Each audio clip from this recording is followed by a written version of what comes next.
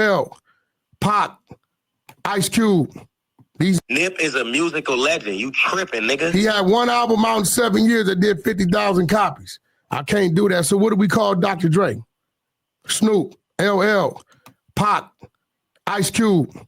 These niggas just sold hundreds of millions of albums, then toured and made, like, what do we call them then? If Nip's a musical legend, then what do we call them? Because, you know, maybe they got to create another stage, another name of it. But when we say legend, we got some living legends. Legend, Nip name in front of that and behind that.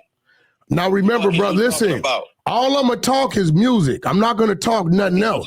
We talking about music. We not talking about gangbanging. We not talking about. So you saying about selling one album in 7 years, doing 50,000 copies? It's the impact of the album makes you a musical legend. Culture. I'm just being real with you, bro. Measure it. No, that's like you can have somebody who been in the game for 20 years gangbanging, and they shot one person or 3 people in 20 years, and they considered to be a G because the impact and sacrifices they did over a long period of time. But you can have one person that jumps out 54th Street Massacre, Free Big Ace, and become a legend with one because the impact was that much greater. But CS2Back definitely is a Nipsey hater. On top of that, he hates South Central LA because he really wanted to be from LA. You know what I'm saying? He know that's where that gangster shit started from. So let's get back into another one. And then we're going to go into his next tale. Share this with y'all.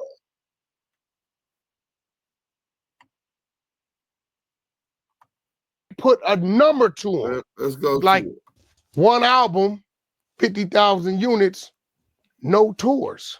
I'm not from his neighborhood. I don't sell T-shirts. Nipsey has classic mixtapes. But you can't put a number to him. Like prostitutes was dropping babies. And they all had a record label behind them. Nipsey was independent. Who told you that? Now, Cam, don't edit my shit. You do know who you talking to, right? He was independent. You do know we're responsible for his first deal. First deal. After that, everything was independent. He had 2 deals. He was hot as hell. He was the hottest thing on the West Coast. So Atlantic. Artist. He was still independent. He was doing it all himself. What? He was on tour. He went on all types of road tours. Album dropped 2018, his demise 2019. No platinum, no gold. You out your consideration. Mind? So his mixtapes were like albums. Where? They were locally. Nipsey was the hottest thing for years. You out your damn mind. You talk about you out your damn mind. WACK was totally out of touch. Let's go ahead and kill that off. So he attacks Nipsey Hussle with a lack of respect of the impact that he had on South Central culture. Like we said earlier, listening to Suge through the golden era of Death Row, everything starts in the hood. And I guess he forgot that. You know what I'm saying? All trends, what's hot, what's not, starts in the hood. And Nipsey was definitely dictating the course of the culture, the economic empowerment movement, right? The philanthropic endeavors he did within his community. And then on top of that, his mixtapes, WACK wasn't wrong about that. They had to deal through Epic Sony. Unique had to deal through Epic Sony for the Bullets Ain't Got No Names, marathons or whatever it was, and then that was the deal later on. So he did have a major behind him, but they still were dropped his mixtape, and he was able to properly monetize them. So he's a legend for that. But WACK's level of disrespect, that didn't get the response he was looking for, right? So he dupes Hassan Campbell into recording them, acting like he don't know that he's finna record them, and he gets to putting things out there, dropping little seeds that he know that this bird ass nigga Bombada's love boy was gonna run to the internet with. Let's check this They out. hitting Nipsey with the Jesus ritual. Huh? Nipsey can't even rap. Nipsey, we can't even get a rest in peace for Nipsey. They turned him into a candle. Huh? Nipsey got killed by his own homeboy, bro. But Nipsey know you wasn't that. You ain't that type of nigga. You don't even do nothing. You ain't never put the work in. Fucking with a nigga that's a body man. Everybody know dude's a body man. I've been saving his career, bro. Nipsey got gay shit on him, bro. Also, my mama. We got all the footage. We got all the footage. Yeah, nigga. Nope, we ain't playing no more. Gang single going on him and Kanye. Nigga. Release the footage, man. Yeah, WACK, we got a deal. We give you a million. Shut your fucking dick sucker. Nigga. Do you hear his voice? On that one track alone, it's just 50 minutes of that. He got killed by his own homeboy, bro. But Nipsey know you wasn't that. You ain't that type of nigga. You don't even do nothing. You ain't never put the work in. Fucking with a nigga that's a body man. Everybody know dude's a body man. I've been saving his career, bro. Nipsey got gay shit on him, bro. Also, my mama. We got all the footage. So he knew that Big U looked at this dude as his son, and the relationship that he had with him, they actually made inspirational history in Los Angeles. Big U went to the hood looking for artists. I guess Suge gave him the studio equipment and all of that, and he went and found the artists, and it was Nipsey Hussle was ready. And from there, the grind started, the marathon started. WACK did all of this with this boy Hassan Campbell, because no one on the internet or in the public that wasn't tied to the two knew that they weren't dealing with each other no more. That they were, Big U had cut his water off. His 6-0 pass, which is, and Big U pass, let's call it a Big U pass, right? His Big U pass was done and over with. As they give it, thou shalt take it away. You know what I'm saying? And let's go into this real quick, man. Shout out my boy Scandalous Los Angeles TV. You know what I'm saying? He made sure that we had this ready. You know what I'm saying? Y'all just got to bear with me real quick. All right. Boom.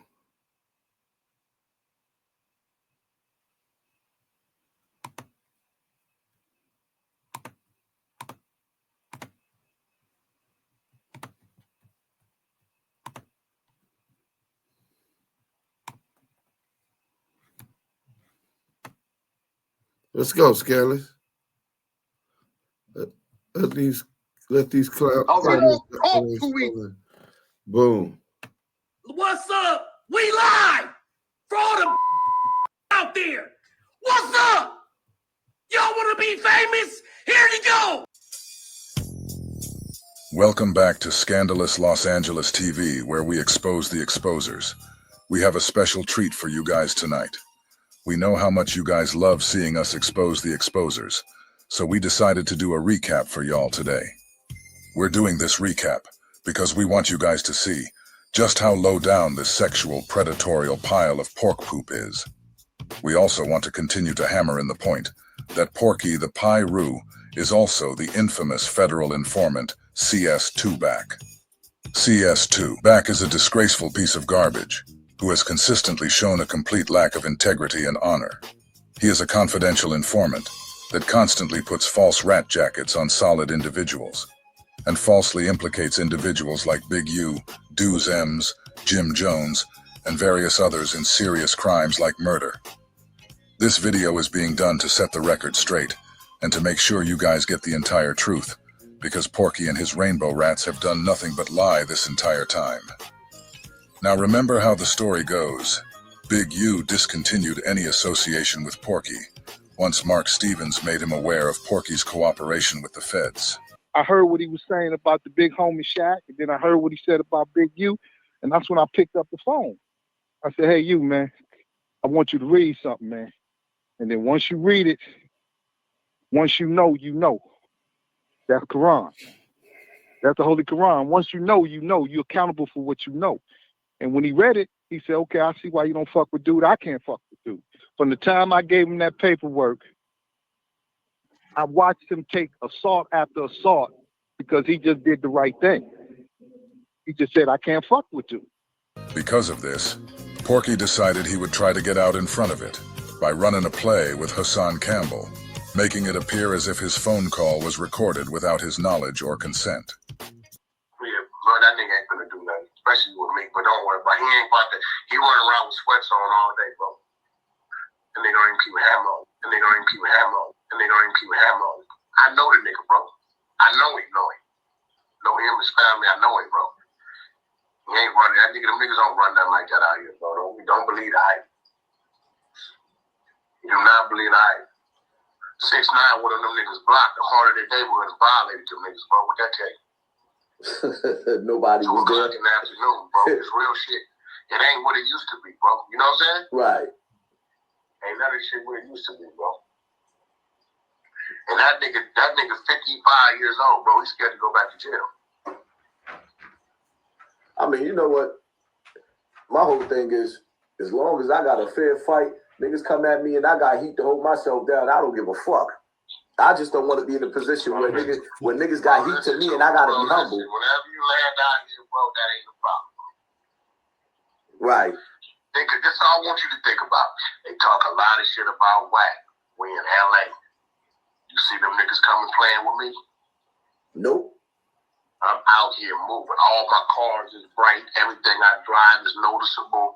Nigga, they see me, nigga. I'm posting flyers where we gonna be at clubs, all that. Concerts, all that. Just studio, like, bro, like, these niggas be talking. You know what I'm saying? Right. They be talking, bro. They be talking, bro. Them same niggas you talking about when they went to war, guess who they had to come see to get their tools, bro? Pick you all up. WACK. Crip nigga gotta come see me. Them same niggas you talking about when they went to war, guess who they had to come see to get their tools, bro? Pick you all up. WACK. Crip nigga gotta come see me. You know what I'm saying? Because, you know, they go to war with each other, so I don't fuck, them niggas kill each other all day long. You know what I'm saying? I be Crip on Crip shit. Be Crip on Crip shit. Be Crip on Crip shit. You giving guns to niggas, right? What's up with the Crips? That Crips kill. What generation? What generation? They know who they is. So you giving Keyways guns? Always, yeah, nigga. What his whole neighborhoods I didn't get that with. What his whole neighborhoods I didn't get that with. What his whole neighborhoods I didn't get that with. To knock down your own con? I'm saying that's weird. What happened at my own kind? Yeah, what happened at the House of Blues? They was going at their own, my nigga. They was going at their own, my nigga. I'm 6'0", nigga. At what point did you give the 60 gun WACK100? Tired of all this. Back by I said I wasn't gonna say nothing. At what point did you get the 60 guns? Because we didn't have events.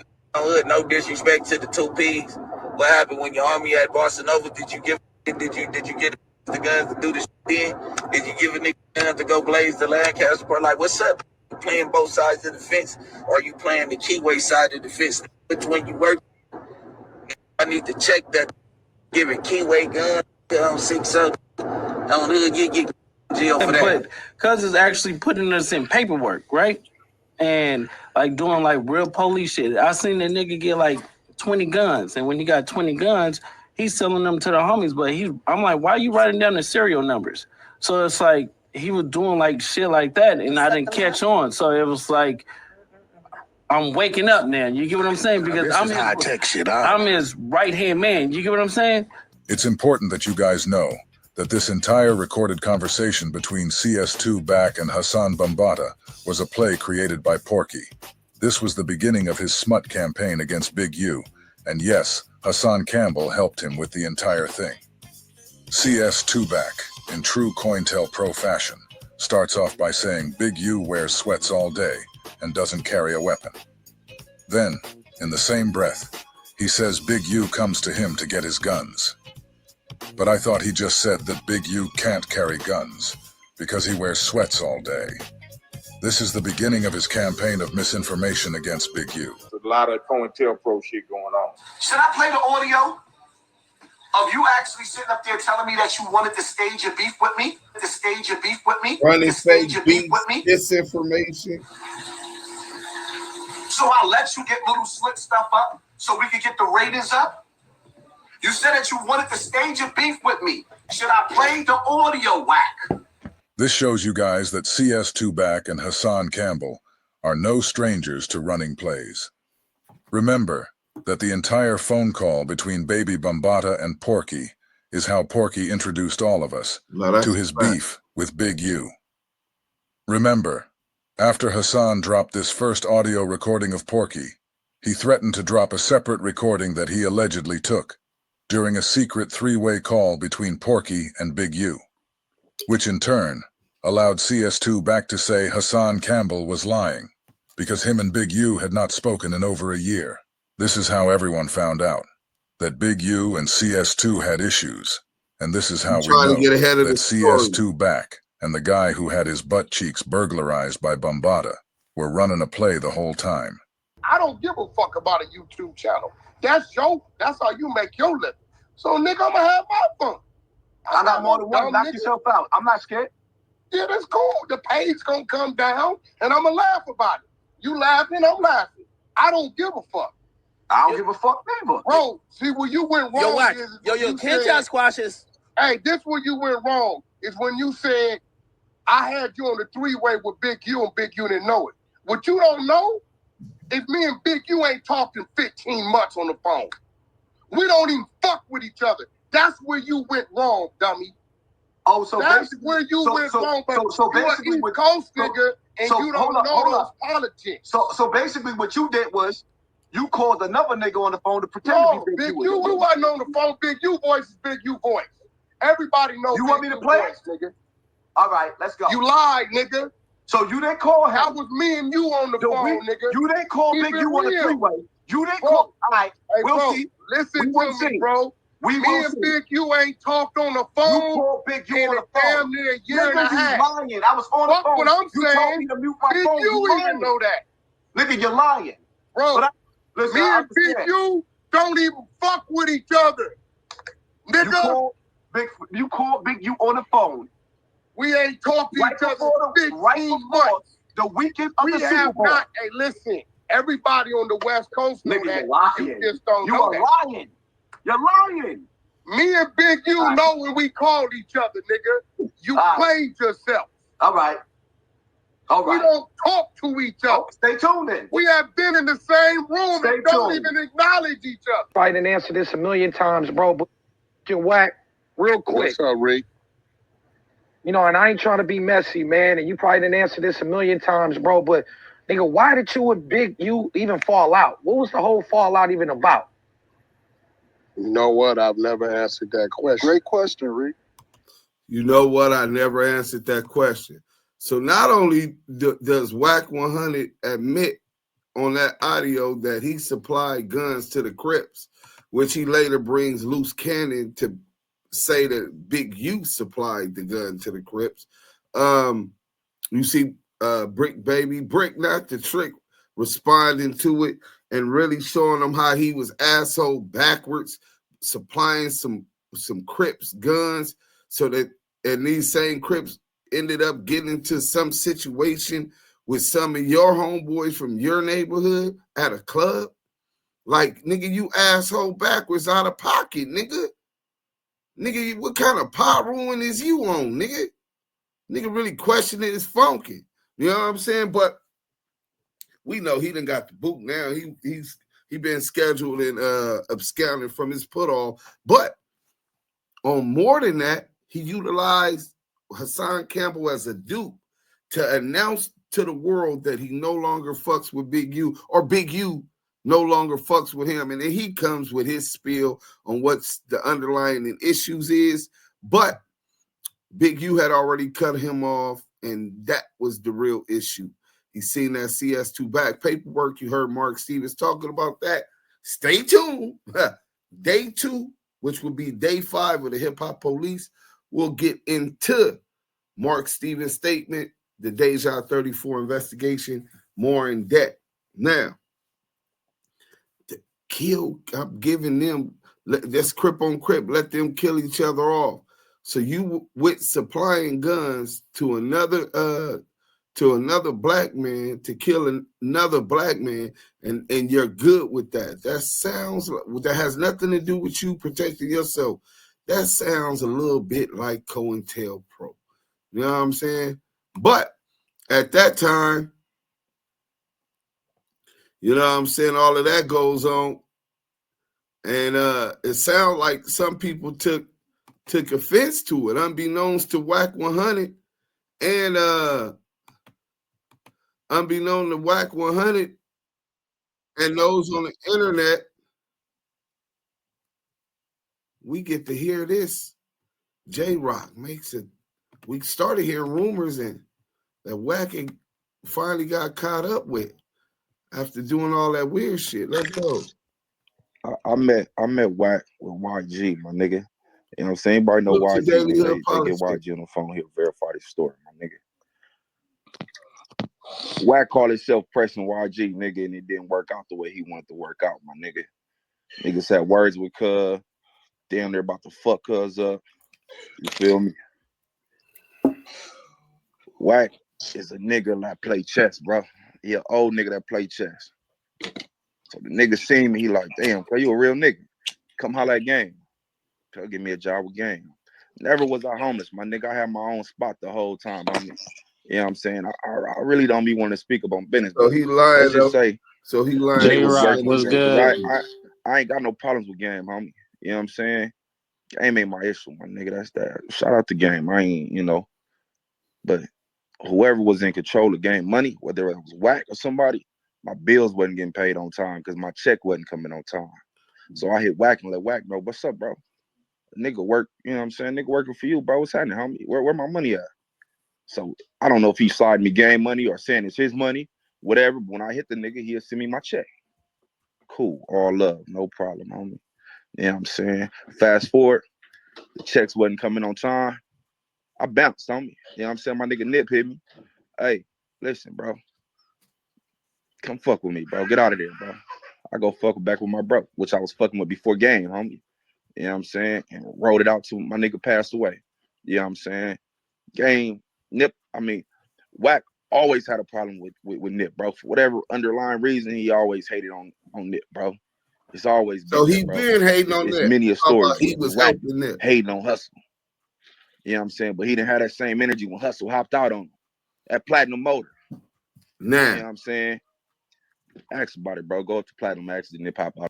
Hey, that's been confirmed. Nip marked that nigga Wack out, hopped out on him at Platinum Motors, nigga, and marked that nigga out for having his name in his motherfucking mouth. Let's go. On Wack, bro. Hey, they got a video somewhere, I'm sure. You know what I'm saying? Then I bump into Wack at the fucking concert. I did. I rushed Cuz. Cuz was woozy, out his damn mind. Woozy. He didn't know what the fuck happened. He didn't know what happened. You know what I'm saying? Yeah, he did. He had 1 million niggas with him all behind him, bro. You know what I'm saying? And keep it 100 with you. The fucking West Sides broke the fight up. Then the treat, they was sticking the motherfucker, homie. We was only like 3-4 thick. I had 3-4 homies with me from my hood. You know what I'm saying? Cool, all love. Stand off. Me and that nigga all standing off, nigga. The treetops come. Nigga, YG homeboys come and help us out. So now we got numbers on us. They got numbers. Whatever. What we doing? Wack walk away. That was the end of it. My nigga had a whole rant about how he got socked out. Now Wack done said. So you done disrespected Nipsey Hussle. You made statements. Whenever you take a position, you make an opposition that Nipsey was not a legend. You done made statements that you got gay porn of Nipsey Hussle. Produce it. If you can't produce it, then stop smutting the man that's resting in peace. Let the people remember him how they remembered him when he died. Unless you got what you say you got. If not, you just smutting a dead man name who ain't even here to defend himself. So J-Rock, his former bodyguard from Watch, shout out to the Watch, baby low Crips. You know what I'm saying? Nigga caught up with that nigga, got up in that dressing room on him and rushed him.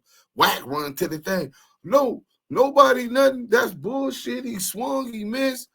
Nigga, I ain't letting nobody hit me. You let a Crip put his hands on you. So he let's get into some of this video. Boom. WACK100 knocked out by Rolling 60. They all thought he was from Rolling 60s because he was Nip bodyguard. So we're gonna show you a couple different views of it. Y'all tell me what y'all think.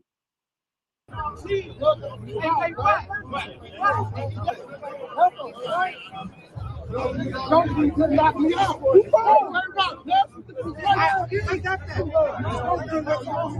J-Rock knocked him out. He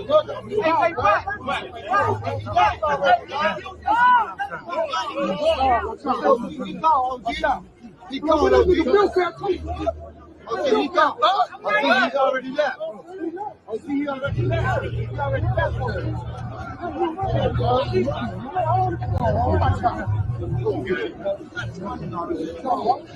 I'm not running around with the dope. No, we ain't coming over here. You know, we just knocked me out with the dope shoe, my nigga. We gotta get out. You gotta get in. Why you gonna get out when the nigga done already knocked him out? All right, we're gonna stop that one there and give y'all a different view of it. You know what I'm saying? Let's go up over here real quick to we'll put that video right here so y'all can be able to see it. This one been better enhanced. You know what I'm saying? So we can close that one out. And we'll go to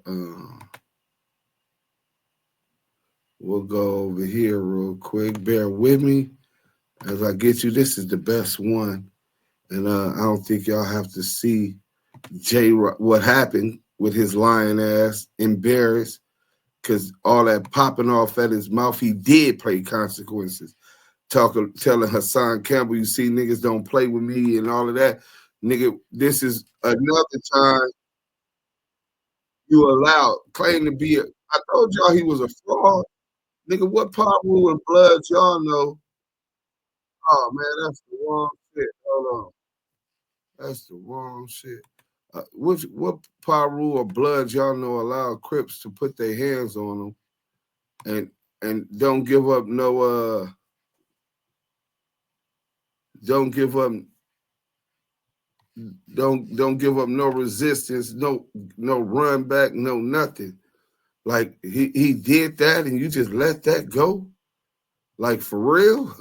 You know what I'm saying? It's just you just sweet like that, huh? Oh yeah, it's not letting me get up over here. So we'll go over here to Instagram, and that's crazy.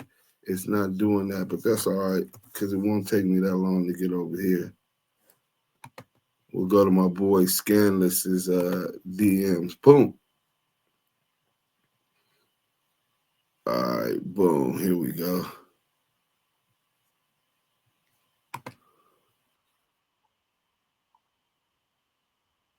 Oh, this one is the best one.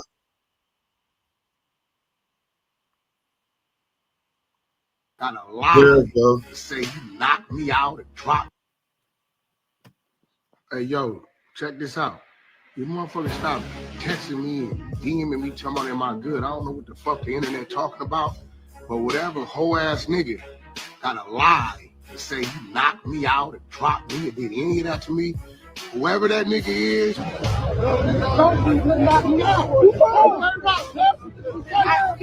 all I seen a nigga swing and run. A nigga 300 pounds. That sound like the story. Couldn't do nothing and run. That's a bitch ass nigga. Knock me out in the dressing room, my nigga. We gotta get out. Nigga, whatever y'all talking about, nigga, stop calling me and texting me this weird shit. Believe what you see. The WACK knocking nigga out, you seen that. When you see that, then believe it. Believe what you see. You see how he spent that? As if that didn't happen. That's two different stories.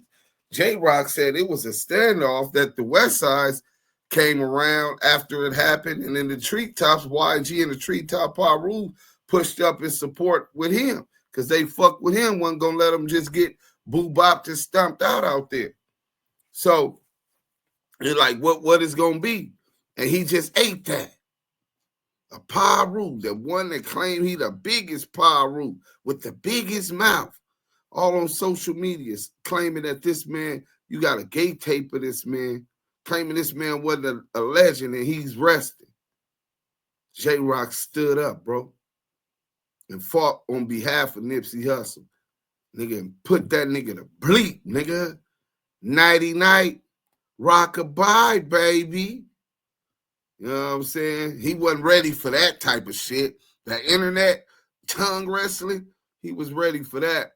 But when it came to that, get into that gangster shit, he wasn't in it. They said it was inside the dressing room. For those who don't know, it's illegal to record in the dressing room without permission. And they wasn't even trying to record nothing anyway. He got up in there and he felt a certain kind of way. Get mad where you get down where you get mad at. That's how we was taught. You know what I'm saying? So from there, around this time, Deuce Sims, myself, the Don, I jumped on I was already on Clubhouse. I got to networking with my boy ODM Slim. He was trying to get Crip Mac to expand his audience onto different platforms and figure this shit out as he was managing Crip Mac, who was like the golden child. Everything he was doing was going viral. You know what I'm saying? So I put together a play. We got the platform livestreamers.com, you know what I'm saying, which is pay-per-view fights in 162 countries. And let me see if I can pull it up for y'all real quick. So I tell ODM Slim, look, let's do a pay-per-view fight. Crip Mac got like 370,000 subscribers, bro, on YouTube alone. Nigga, let's try to get all of them to as many of them as possible to pay for a fight. So he like, man, that's a hell of an idea. He said $55, fight crib. That's what Crip Mac wanted to do it for $55. So I started doing the math. I said, well, if we could get 10% of that 375 followers, then you basically got 37,000 people paying $55. That was 35, 185, 0, 35, 185. So now you're talking about bringing in something like 1.9. So we was looking at astronomical numbers, plus we were doing an NFT for it, which to pay for to see the fight was $55, plus the NFT was going to be $500, which would invest into the NFT equity and build equity within the NFT and the value of everything that Crip Mac did. We really wanted him to be the golden child. Shout out to my boy, The Conclusion. You know what I'm saying? So in the midst of us doing that, Crip Mac, let me see if I could go on YouTube real quick and get y'all this, right? Crip Mac gets DP. It goes viral. Everything he did went viral, but this one really went viral because one of his homies was out of pocket and actually released it. You know what I'm saying? Let me see. Crip Mac gets DP. Let's see if we can find that still on the internet, right? Oh yeah, there it go. Here was some of it, what you can see, right? And they shouldn't have never leaked it. You don't do nobody like that ain't from the hood. You nigga from the hood, you don't do your homies like that. That ain't internet business. So they ended up getting some CPs, but This was Oh, cuss them from the hood, bro. Yeah, cuss from the hood. Come on, bro. Don't do that. Cuss them from the hood, bro. On they will cuss from the hood, nigga. You told him. I love you, cuz. I love y'all, cuz. But I'm just saying, cuz. We squabbling again. Get up, cuz. We're squabbling again. Get up. Get up, man. Always say that. So where's the paper? So that went viral. So now we like, well, fuck it. Let's make a you gotta capitalize. This is a capitalistic society. Let's capitalize off all of it. They handled their hood business. I guess the dude that filmed that got DP for putting that on the internet. But we ended up coming up with a picture and an NFT for that also. So now there's 2 NFTs available. So the Crip Mac was gonna fight a dude, a troll, right? And this troll, he used to live, Crip Mac used to live with this troll out in Vegas, him and his girlfriend. And I guess he was supposed to be an engineer. His shit is garbage, right? And he was trolling, telling everybody he know Crip Mac. Adam 22 messed him out of some money. He did know Crip Mac when we thought he was lying, but he was lying about all of the other shit, just clout chasing. But Crip Mac was like, fuck it, I'll fight him. You know what I'm saying? Let's make some money. So we're not even looking. He has no following. Crip Mac is the draw. He's just, people want to see him fight because he always talking about running the friendly phase and all of that type shit. So he was going to get the fight. In the midst, this troll nigga then dissed the neighborhood Crips. So now it would have went somewhere else and he's cut out. Niggas can't do no business with you. When they see his bitch ass, they on his head. You know what I'm saying? A non-affiliate weirdo troll. You know what I'm saying? So he done fucked off his bag. Now he's complaining on Clubhouse to CS2 back. So, matter of fact, I can let y'all hear exactly what he said, because he be sucking whack dick. You know what I'm saying? So let me get this for y'all real quick. And I'm going to share for y'all. And I'm confronting him about what he did because he went and showed Wack the contract. And then look what happened. Look. Hey, yo, y'all wait real quick. Lamonte, you hear me? Wait. Man, hey. Wait. Hey, yo, Lamonte. Ugh, your dirty ass laugh. Shut the fuck up. What happened, bro? What did he do? WACK100 wait real quick. tried to stop M&S DJ Bad. No, bro. And Lamonte tell the people I'ma leave and take my people until you tell the truth. You been sucking WACK100 dick. You showed him the contract. He got mad. Tell him what really happened, bro. Hey, nah, that's exactly what happened, bro. Wait. Man, hey. So this troll is mad that he disrespected the Crips and got cut out of the money play, runs with his contract to WACK100. Wack, they cut me out. Lamonte and this and that. His deal wasn't with me. My deal is with Out the Mud Entertainment, and it was a binding agreement with that management company. As far as ODM's agreement with him, that's him and that troll, right? But he ran to show WACK100 the contract. WACK100 get mad. Fuck you showing me this for? I ain't Lamonte. This and that. He read the contract. He see the play. All of this stuff. Next thing you know, a couple days later, you know what I'm saying? This is what's going on the internet. Oh, hold on. Let me pause this real quick. Hold on. I gotta make sure I get y'all the right video. So hold on. Let me share this with y'all because y'all can't even see nothing right now. Share this.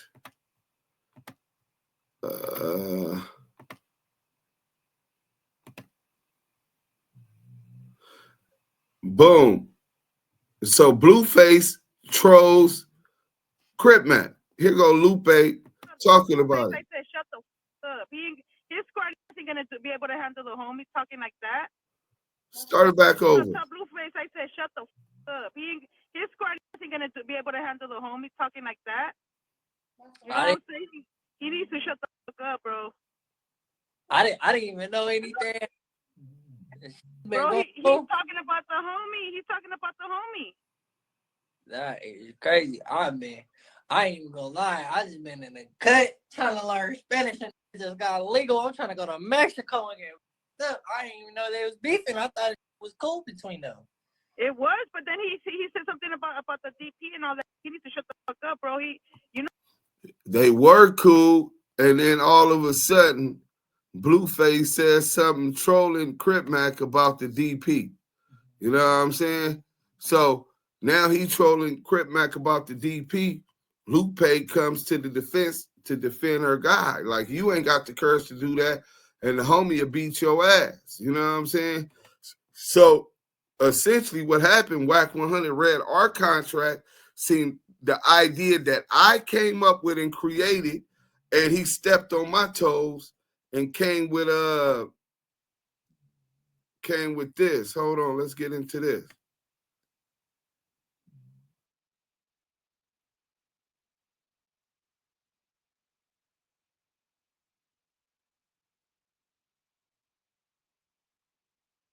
And do real nifty things. You a fuck. I'm not gonna go back and forth with yourself, Krishan Rock or Custard Face on wood. You fight me? If you want to deal with a real Crip that can take care of kids and do real nifty things, you will fuck with 55th Street, a real playboy gangbanger, a certified Crip crazy, and a nifty father soon for I see. Fuck with a real nifty Crip, and guess what I'm gonna let you know right now, Krishan Rock? Will bust your coochie and asshole, and that's a great idea, isn't it, Mama Bear? I think it's a fabulous idea. Oh, fuck with a real Crip. Crip Mac is something else. So he want to bust Krishan Rock asshole. You know what I'm saying?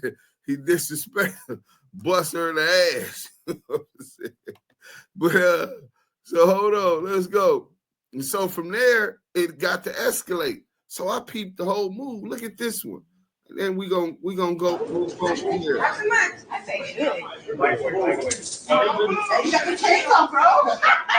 I'm a Russian. I'm a Russian. Boom! Get off the homie. Boom! Boom! Crip, ain't nothing fair. Ain't nothing fair. So there was a lot of promotion that started after that to hype up this fight between Crip Mac and Blueface, when we were already finna try to move on and get Bosco and Crip Mac.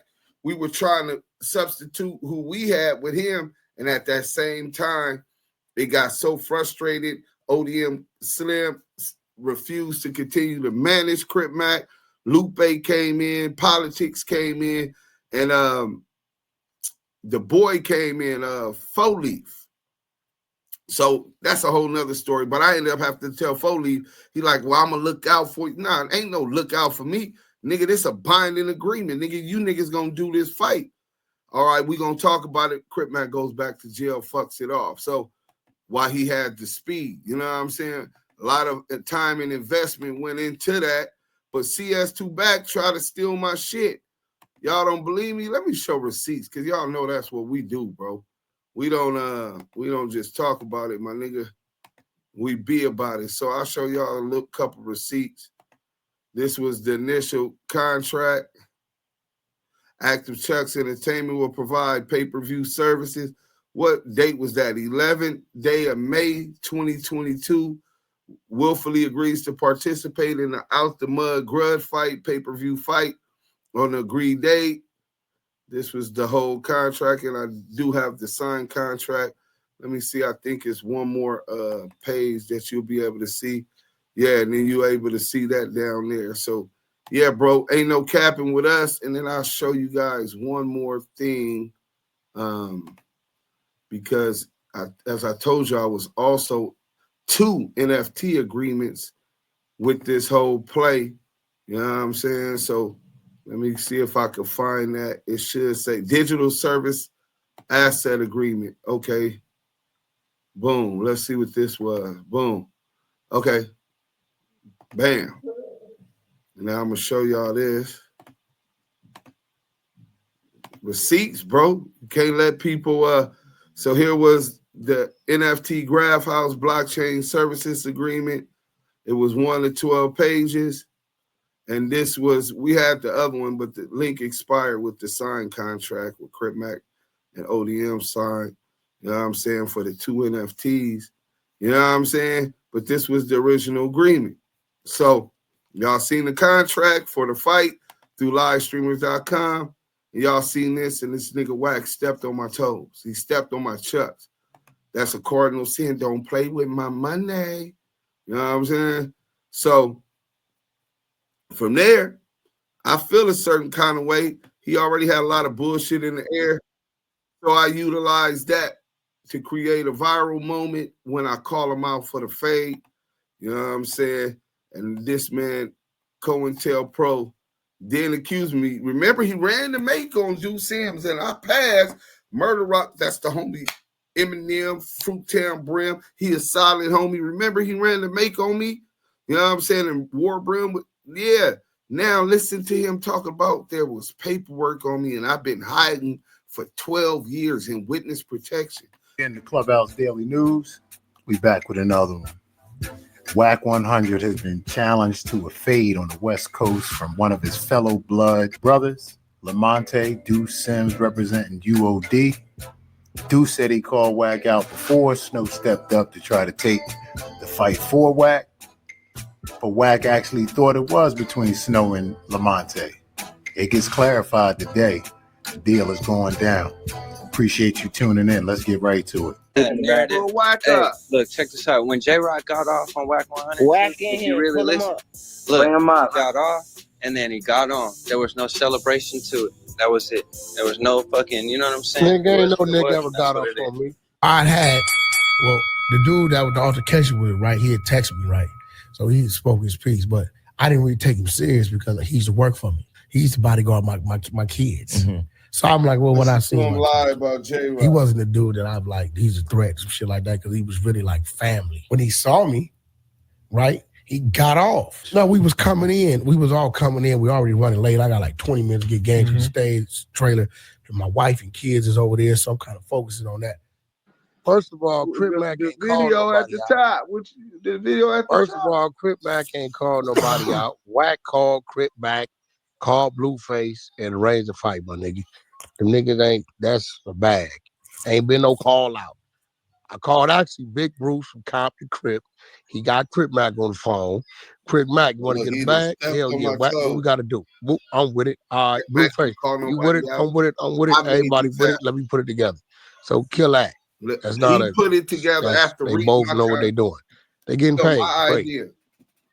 So what we talking about?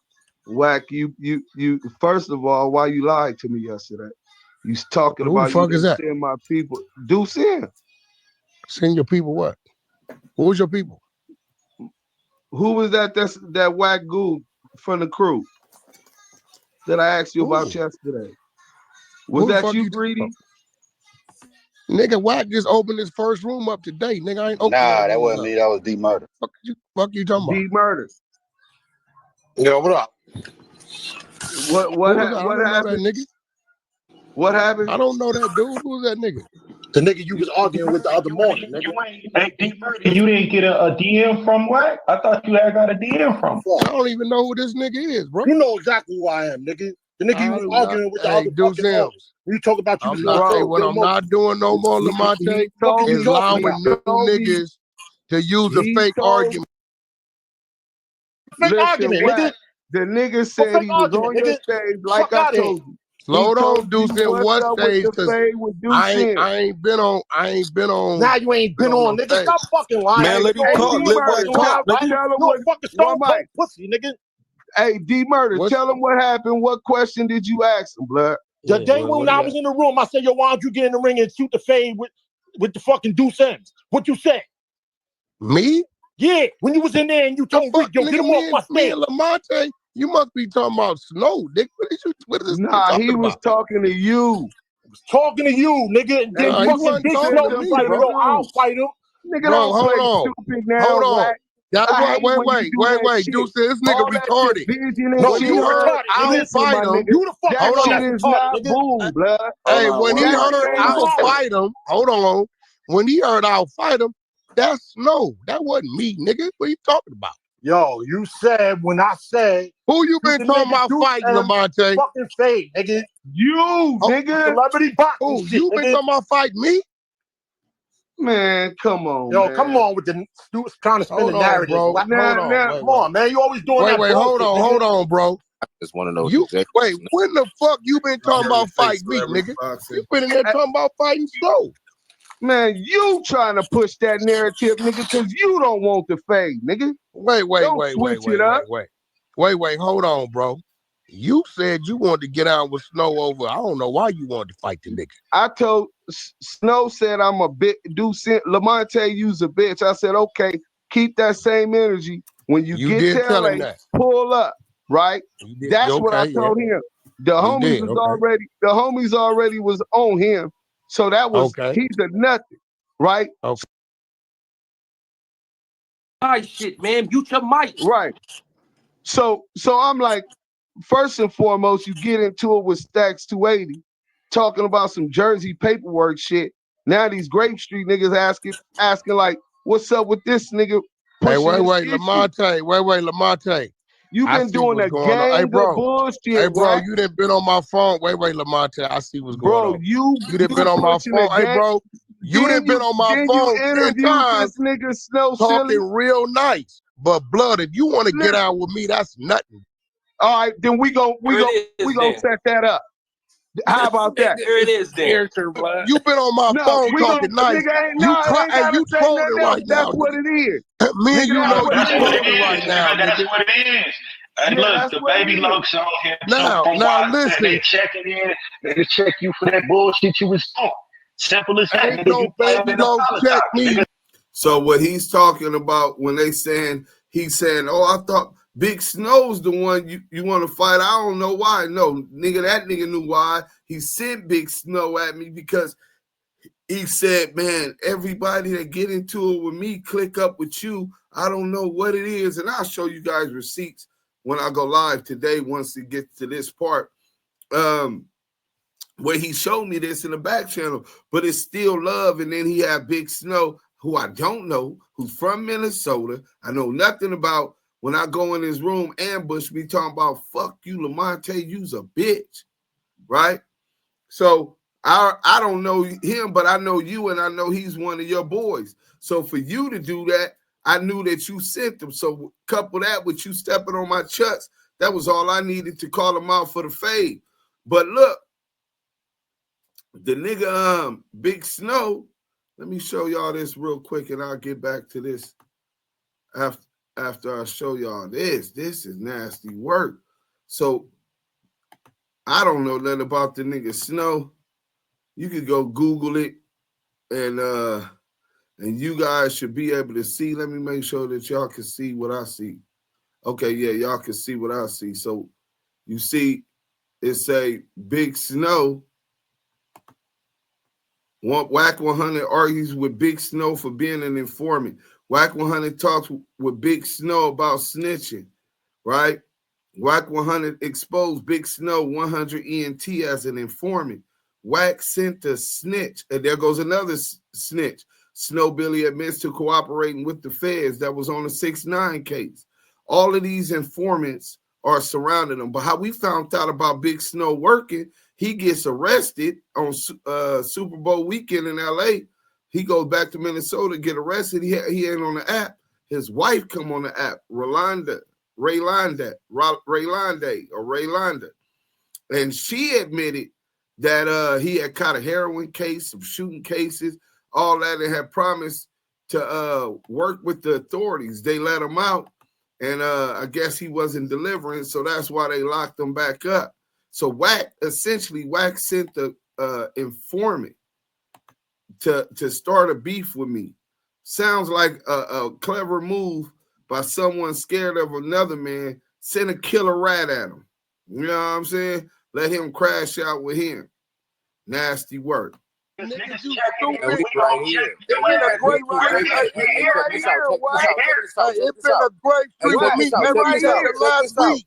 Hey, check this out, bro. Don't speak on Grape now unless you want to get down, bro. Period, point blank. One at a Nigga, we can do that time, too. man. Y'all niggas just sound Speak weird on as Grape, hell. gang. Don't speak on the hood. Man, Nobody shut else the talk fuck up, except nigga. I'm the gonna speak Grape on what I Street. want to speak Nobody on. else But talk. Lamonte, hey, look, bro. I Nah, see what's going finish on. talking to Hey, him, nigga. You want to bro. get in his Look, I business? see what's going on. Yeah, what's up? Hey, you done been in You want to get in his business, you done nigga? been in my room 10 times You today trying to saying do that shit. network shit, and that shit had nothing to do with me. Listen, nigga, you want Hey, to get fuck in his your mama, business, whoever nigga. talking. Now, We already listen, said we whoever gonna that is. get our He fade. don't run Now, blood no more, man. talk He to come that bring you man. right with me. So I'm Talk listening. to What you that say, man, Lamonte? Wack. Hey, Wack. Talk to that man. Me and you already said we gonna get our fade. Hey, what that's you it. say, homie?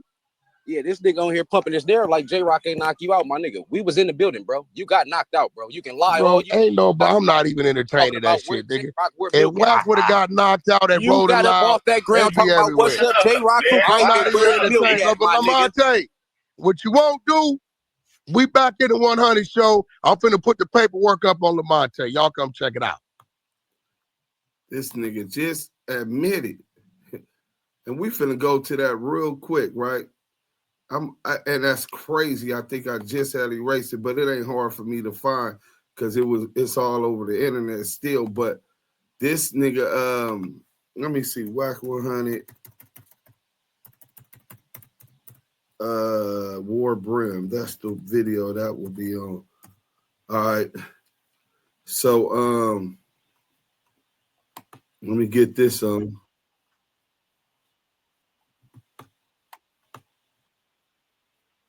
So this is the disinformation that's part of COINTELPRO, and WACK100 is he's the definition of passing on disinformation to undermine people's credibility.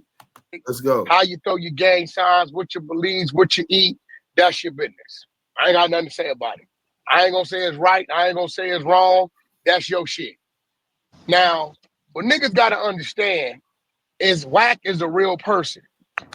I keep telling niggas I've been doing this street shit actively for 32 motherfucking years, which means we talking about not only in the world, but the streets, the ghettos, juvenile halls, McLaren halls, juvenile camps, youth authorities, penitentiaries, you name it. So when you got a guy like that, that's still standing, he's authentic. So when you say certain shit, niggas gonna run a check. So all that happened was this nigga sends me a text message talking about House M-Rock, right? Now, fuck the name M-Rock. I know Michael Walton. When we didn't have mustaches or nothing, running around fucking Silmar Juvenile Hall, right? So I call my nigga M-Rock. Rock, what's up with this nigga War Brim? Why this nigga asking? Actually, I'm lying. I call him. Why are you at war? Why are you asking me House M-Rock? Like you know the homie. Oh, man. Well, he said you called him and brought me up. Oh, yeah, hold on. Call M-Rock. You know this nigga War Brim? Oh, that nigga was on my phone the other day with Deuce M's. I guess that's Lamonte. Okay, why is this nigga talking about I called you with his name? He say, nigga, we don't talk about New York niggas. Oh, 6 Deuce Brim, nigga, you ain't nobody. He get at him. You ain't nobody, nigga. We ain't talking about, we don't even know you, nigga. No, you do know. No, I don't know you. Me and Wack go back 32 years. He talked to him, get at him. As M-Rock would. It's my nigga. Ain't nobody talked about you, my nigga. Who said somebody talked about you? So I know M-Rock. M-Rock probably called Lamonte. Hey, my nigga, you call this nigga and said such and such. Lamonte probably know damn well he ain't mentioned War Brim name. War Brim probably just didn't call me and threw himself in it. Lamonte probably didn't got on his bumper. Next thing you know, he calling Reek. Now, what he didn't know is I had Reek on the phone when I called M-Rock, running the background check on Run Lamonte. the background Lamonte check check on out. Lamonte. He said, yeah, that's the homie Deuce M's from Okay, Fruittown Brim. Brim. He a solid homie. Boom, boom, boom. We don't never talk about no He a fucking War solid Brim. homie. I'm not finna talk. What the fuck? Boom, boom, boom. So how did it go from that to I got the work, and on the 100 side, on Due Sims after I called him out for the fade. Disinformation. It's nasty game, man. Remember that. You know what I'm saying? When you get into COINTELPRO and their tactics, that's exactly what they do. Let me show y'all that one more time. We're going to read that so that y'all can see how congruent his behavior is with the and tactics are with the objectives of COINTELPRO. Let's do this real quick.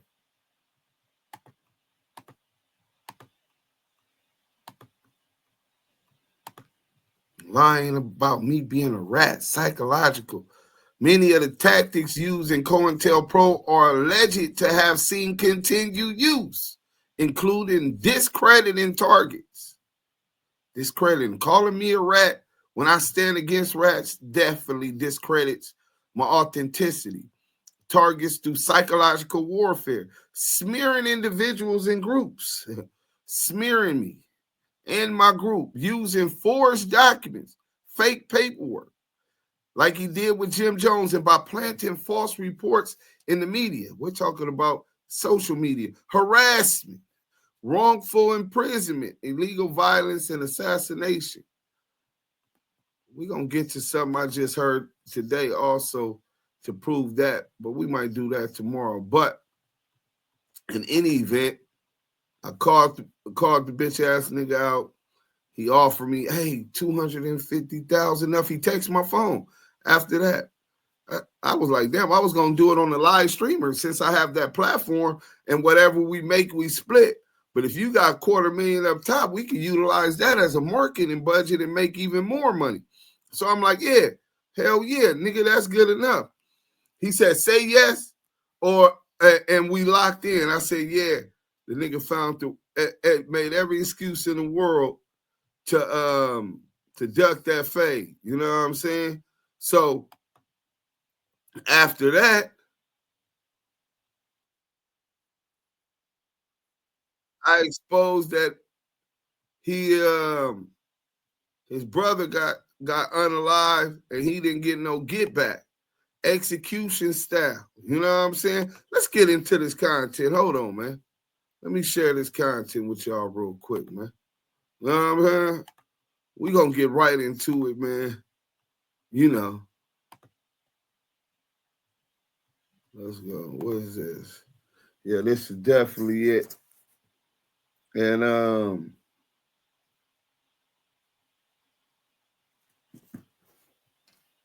okay.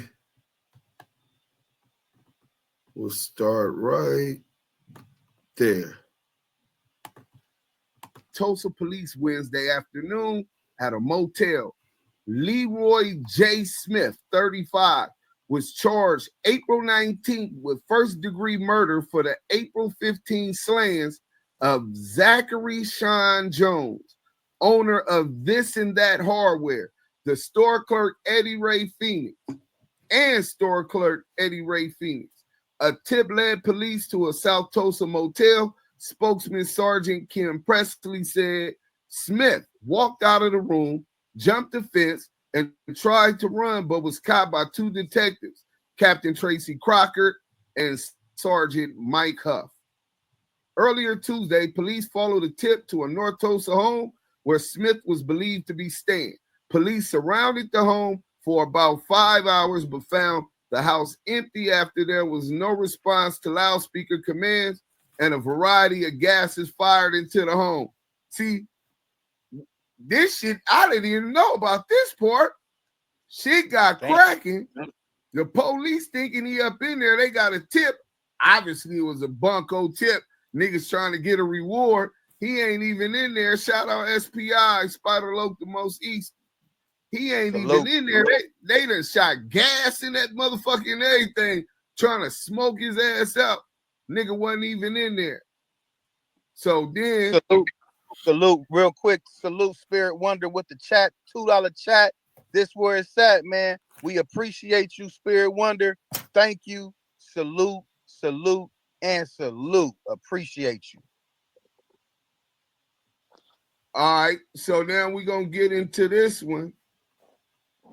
So this man then killed these people in the hardware store, double execution style murder. Remember that RBX 7 execution style murder? That's before your time, my nigga. I have no remorse because I'm the fucking murderer. Haven't you ever heard of killer? Boom. I dropped bombs like Hiroshima. Hey, bro, this nigga done went up in there, execution style murder. Allegedly. This is what's being alleged in the paperwork. Knocked down Big WACK, you know, WACK100, Lil WACK. Well, he was supposed to be Lil WACK from 2 P's and a B, but the 2 P's and the B's don't claim that bitch ass nigga. He is not a Paru or a Blood. Not at all. Boy Smith knocked down his brother, knocked down the other dude, execution style. A woman enters the hardware store and he tried to knock her down, but she got away. And she testified at trial. And he beat the case. What? He beat the case, bro. Hey, yeah, we got another super chat. Hey, man, we got number 1 salute. DNK Convo. Need that no corn dog weenies with bread merch. Hey, I like that. I like that number 1. I like that. Salute DNK, which if y'all don't know what that is, that's Damu Kiwe Conversations with no corn dog weenies with bread merch. We got to go ahead and do something like that, man. That's very creative because the corn dogs is truly out here corn dogging and, you know, with some bread. You feel me? So salute to number 1 for that quote and that little slogan. We logged in, man. Salute. We appreciate you with the $5 super chat, brother. Thank you. Yeah, man. She that woman told on that man and he still beat it, dudes. That's crazy. That's so look, but in the meantime and in between time, you got Cash McElroy Jones. Right. He got pistols, a shotgun. Damn. Another, I think it was 2 shotguns. He got a couple other pistols and 800 rounds of ammunition. Man, what the fuck he gonna do with that? Hey, listen, his brother just got smoked. If you go look up what the case is sealed now, you're not going to be able to get that. His motion for dismiss based on illegal search and seizure was denied. We got the receipts on that. He says wait. Out. Is that dealing with? Oh, my bad. Go ahead. Hey, nah, bro. The nigga is supposed to be out there with him or going to get retaliation. No telling if he in the Texas. So I don't know if he leaving Oklahoma because he was Spooky Johnson and he didn't want no problems with Leroy Smith, or I don't know if he was going to it. But in the event, he catched his case with these pistols and 800 rounds of ammunition. Going through Texas, him and his other brother. Police said he smelled marijuana. In the midst of that conversation, Cash McElroy Jones made a statement to the police officer. His statement was, we're going to go pick up my mom. My brother just got killed. This was his immediate statement. Right? Wait a minute. Okay, because I'm putting it together. Go ahead. No, I want to see if you follow me. Communication is key. So he caught that case with all that ammunition, and then right after that, he catches that case with the guns, and then he goes to jail allegedly, and then and this is all connected to him going to jail, beating that gun case, or should I say, it's disappearing. I think I'm starting to believe when he got caught with that ammunition for quote unquote going out there because of his brother dying, I think that's when he got caught up and started working for the peoples, bro. Well, I'm gonna say I think there's a lot of evidence that suggests that, but then there's also a school of thought that he was probably working even before that. God damn. You know, if it's in you, it's in you, bro. If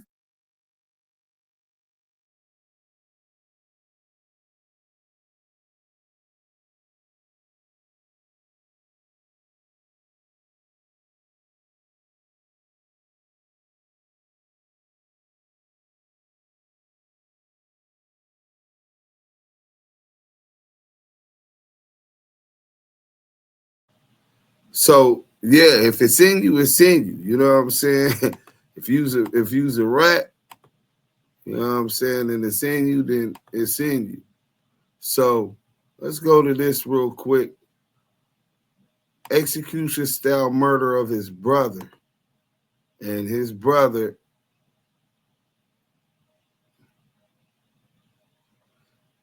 the wife will testify to that possibly as a hostile witness.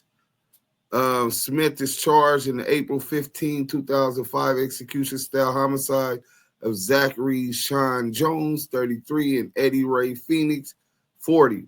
One of the defendant's attorneys said there is no direct evidence linking them. This is the guy who was tried for the unaliving WACK100's brother Zachary. He was never he beat the case, and WACK100 has got no retaliation.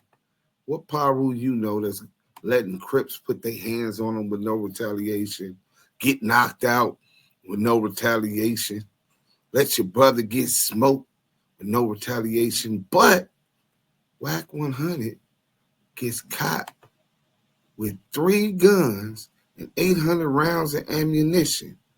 And we finna get into that paperwork. Let's expose that in Wheeler County, Texas. You know what I'm saying? So let's get into that real quick. Confronted by Tiny Draws. No, that's not the one. Boom. Here we go.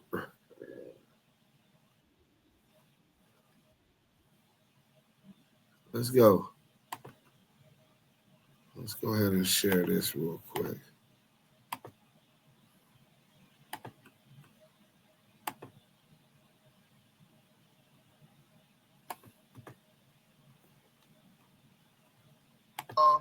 A CS2 back because for the county of between the driver and the passenger, totality were illegal.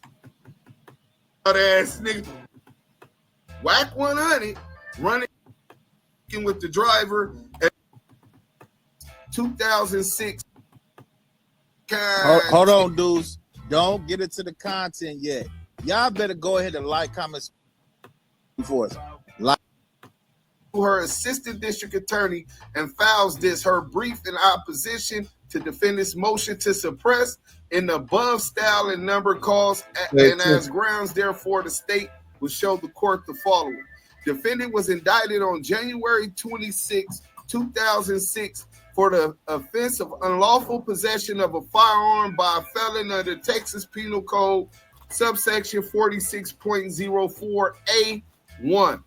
On August 15, 2006, the defendant filed a motion to suppress any and all tangible evidence seized by law enforcement officers or others in connection with the detention and arrest of Cash McElroy Jones. In this case, or in connection with the investigation of the case, and any testimony by the Texas Department of Public Safety trooper or any other law enforcement officers or others concerning such evidence.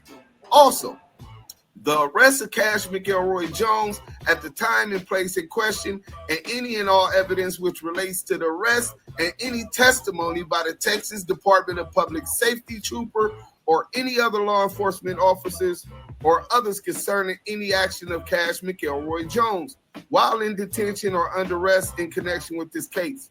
The court heard testimony regarding the defendant's motion on May 19, 2010. Trooper Darren Chase and Deputy Julian Torres testified at the hearing. The state urges the court should deny the defendant's motion to suppress and in support thereof, which showed the following. Statement of facts. On April 16, 2005, Texas Department of Public Safety Trooper Darren Chase was on routine patrol on Interstate 40 in Wheeler County, Texas, when he conducted a traffic stop of a brown 2005 Cadillac passenger car for traveling 77 miles per hour in an area where the posted speed limit was 70 miles per hour, as confirmed by his radar. So the nigga was speeding. After the vehicle came to a stop on the improved shoulder of the eastbound lane, Trooper Chase made contact with the vehicle on the passenger side. As he approached, the driver only rolled the passenger down about 1/4 of the way. When the trooper requested that the window be rolled all of the way down, he was informed that that was as far down as the window would roll. During the period of time which Trooper was speaking with the driver and the driver was still in the vehicle, the passenger continued to sleep. So the passenger over there playing sleep like, I know this got to be a nightmare, right? So the trooper advised the driver later as Cash McElroy Jones. The fake sleeper? The fake sleeper, hold on. Okay, hold on. Damn. I got you, Henny. I got you. 1 second, because Henny and the Henny sniper's gonna get on my helmet if I'm doing what she do, stepping on her high heels. I don't want to do that. I don't want no problem. There go the link. So I'll finish this part because we got Mo. Oh, it's Mo. Yeah.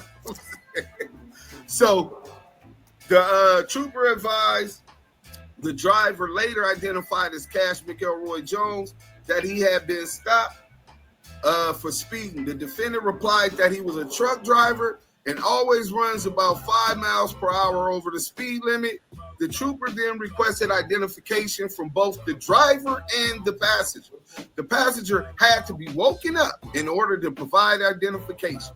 The trooper then asked the driver about his trip and was told that they were going to Tulsa, Oklahoma. So this is what the driver said. Cash McElroy Jones, when you're not supposed to be saying nothing to the police, he telling them that they're going to Tulsa, Oklahoma because his brother got killed and they had to take his mom back to California for the funeral. So back to California means that you're coming from California. So that means that you cross interstate commerce, which means this is federal jurisdiction at this point. Lord have mercy. I think the passenger better go back to sleep because it get worse. So Trooper Chase observed that during, I heard it. Let me go ahead. Hey, what's your hear? What's this your hears there, Docu-Series? What's your hears over there, bro? Tells me, please. Hey, so listen to this shit. You finna start dying, right? The trooper then asked the driver about his trip. He tell him all of this. He further stated that his brother's body would be flown back, but that his mother could not fly because she weighed over 400 pounds. Oh my goodness. They eat all the hog balls and coons. Oh, and the hog. Oh my goodness. Upon questioning of the passenger, Robert Jones, the trooper was told that their brother had been killed and that they were going to Tulsa, Oklahoma for the funeral. Now y'all see where the suspicions start coming up? WACK100, running his big ass, rat ass mouth, tells the trooper that he's coming from California, cross state line, to pick up his mom and fly the body back to California because the funeral is going to be in California. Hey, dude. Now, Somebody said, uniquely yours said that's Gilbert Grape's mama. I'm fat. Now, Robert Jones, the brother that's still alive, he tells them that his brother had been killed and that they were going to Tulsa, Oklahoma for the funeral. So one funeral for his brother is going to be in California. One funeral for his brother is going to be in Oklahoma. My gosh, them old country boys, they started getting suspicious. After I finish this, Henny, I'll put the thing up and blow it up so you can take over. Trooper Chase. Well, I reckon we got us a liar on our hands. I reckon. Trooper Chase observed that during the time he was running the routine driver license check, that Cash Jones, The driver of the vehicle could not stay still. Oh, he was nervous, nigga. He thought he saw Deuce Sims, and he didn't have that nigga thought he was gonna have to take one of them 1,000 fades. The nigga nervous, nigga, shaking like a snitch at a gangster party, right? The trooper observed that he was pacing back and forth, bending over, and looking back at the vehicle. Was his hands on his knees? Oh, With his hands on his knees. Sexy Red? Oh, he was a bending over with his hands on his knees. Oh, how that Sexy Red song go? Y'all seen that too much, man? Shake that ass to Drake.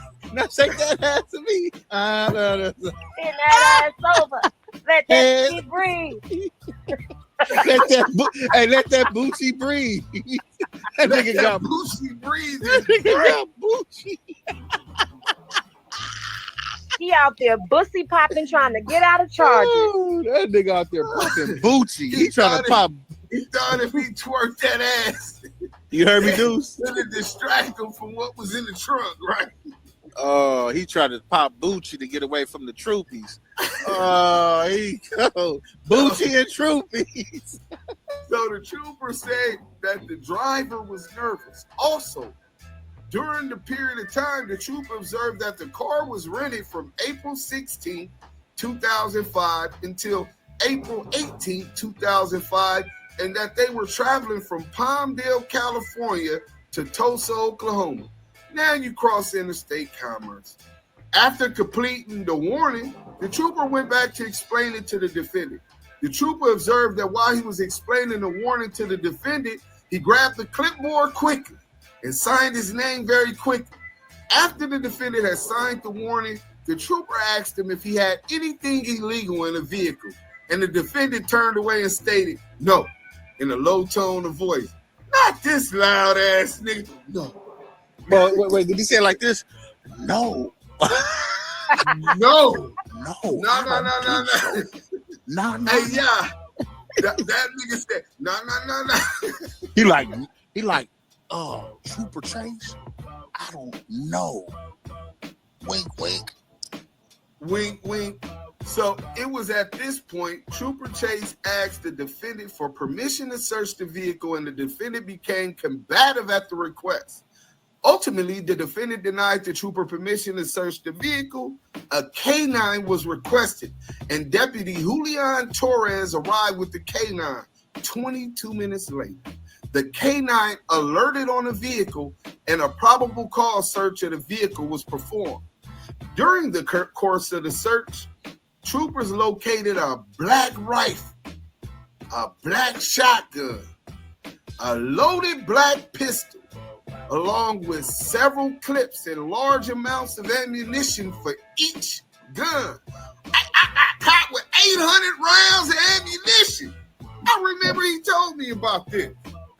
Both the driver and the passenger were arrested for unlawful possession of a firearm by a felon. A further search of the vehicle revealed a cigarette rolling apparatus which contained the strong odor of marijuana.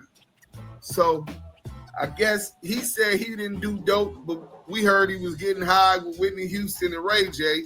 So I don't know, but somebody was puffing some of that sticky, icky. You know what I'm saying? I was smoking stress because I was stressing. I knew they was coming. See, what I did was I tried to put it in my Bucci, and they got me. I'm a Bucci boy. That nigga, the Bucci boy. Bucci boy. Damn. Hey, Bucci can you see that? Hashtag Bucci in the chat. Oh, Lord. Well, you got this. You see where we at? Because you already got this. Real quick, we got a super chat. We got Burger Lord with the $5. The scary part, we are all forgetting is this is WACK. That means he is going to snitch. I feel bad for everyone he has dirt on. Exposers, burning laptops. Hey, man, Burger Lord, we appreciate the $5 super chat, man. That fact is correct. Salute to you, blessings to you, anything and everything that's given to the Double Keyway Conversations. We appreciate you. And that girl, Henny Has Plenty. Thank you very much. Salute. All right, y'all. So this is the arguments and authorities. So number one, the court should deny the defendant's motion to suppress. A, while evidence obtained by the illegal seizure must be suppressed as tainted fruit. The seizure in this case was not illegal. So basically, he's trying to say that it was an illegal search and it ain't an illegal search. Okay. The defendant correctly argues that any evidence obtained by an illegal seizure must be suppressed as tainted fruit. In the present case, however, neither the detention nor the search were illegal, and therefore the court is not required to suppress the evidence which was the result of the search. To justify an investigative detention, an officer must have reasonable suspicion based on specific articulable. Go ahead. That in light of the officer's experience and general knowledge, lead the officer to a reasonable conclusion that criminal activity is underway and that the detained person is connected with the activity. Because there were specific I cannot get that word out. Articulable. Thank you. Facts for a trooper chase to conclude that illegal activity will take place. He had reasonable suspicion to detain the defendant beyond the purpose of a traffic stop. Therefore, the evidence seized as a result of the search need not be suppressed as tainted fruit. B, Trooper Chase had reasonable suspicion to detain the defendant. The defendant argues that the purpose of the traffic stop was concluded when Trooper Chase issued the warning ticket to the defendant. The issue, however, is not whether or not the purpose of the traffic stop had been concluded, but whether the trooper had specific articulable facts which would lead to a reasonable suspicion that criminal activity was taking place beyond the traffic violation. Reasonable suspicion existed in this case. So all that BS he's talking, it's a lie. Yeah, he's trying to deflect. You know, he always spin and deflect. So what he's trying to say is, and argue before the court in his motion to poisonous fruits of a poisonous tree, so that it would be inadmissible, is saying, oh, well, the traffic stop had concluded, so anything they found was illegal. And they're saying, nah, that's not what the statute holds. The statute holds whether or not he had reasonable suspicion to proceed after that was done. So go ahead.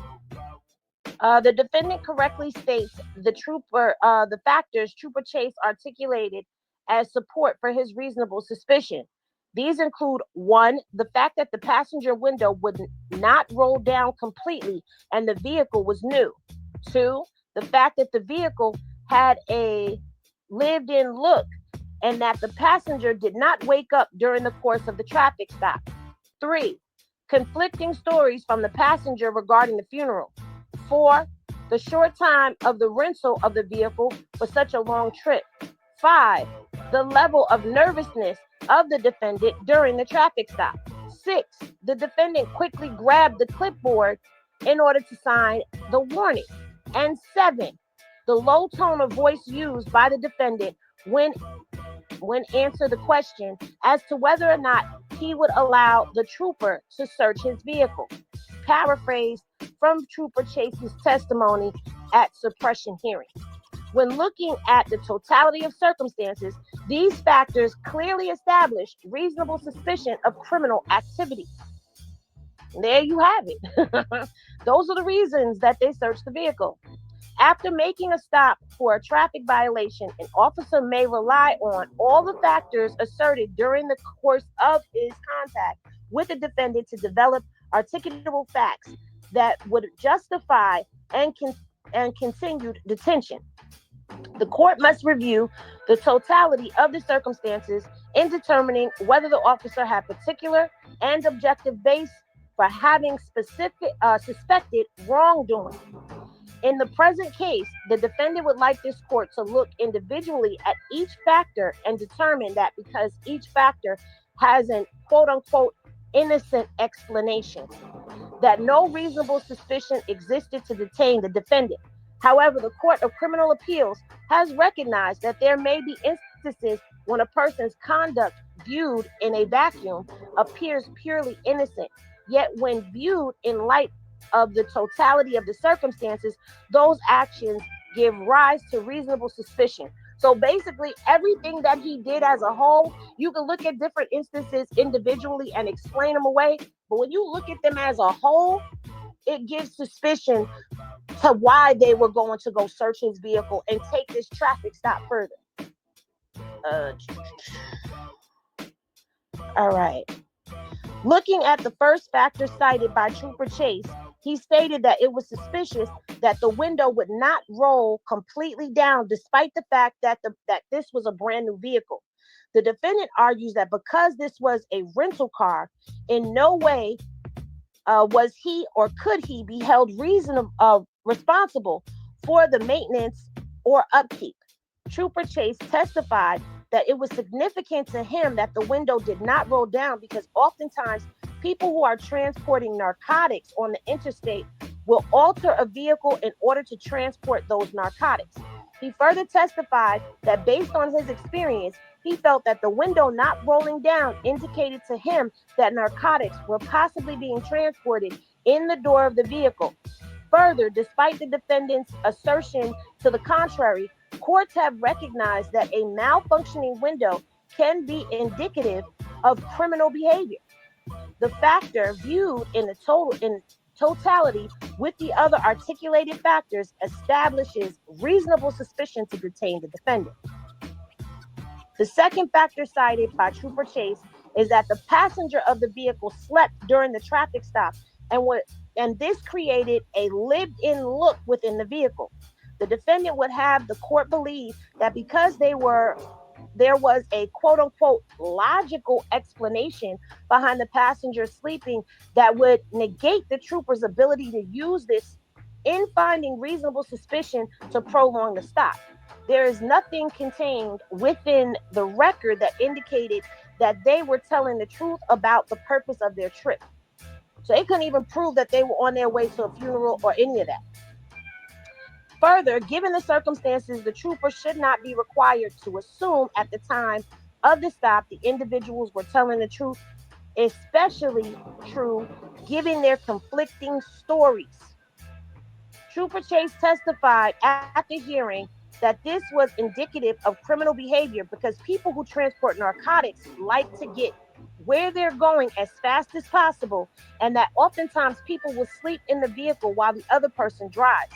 This factor, viewed in totality with the other articulated factors, established reasonable suspicion to detain the defendant.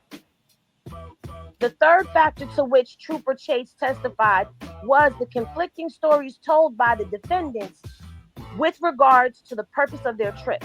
The defendant told the trooper that they were going to Tulsa to pick up his mother to take her back to California for the funeral because she was too large to fly. Damn. Damn, you shot your mama down like that?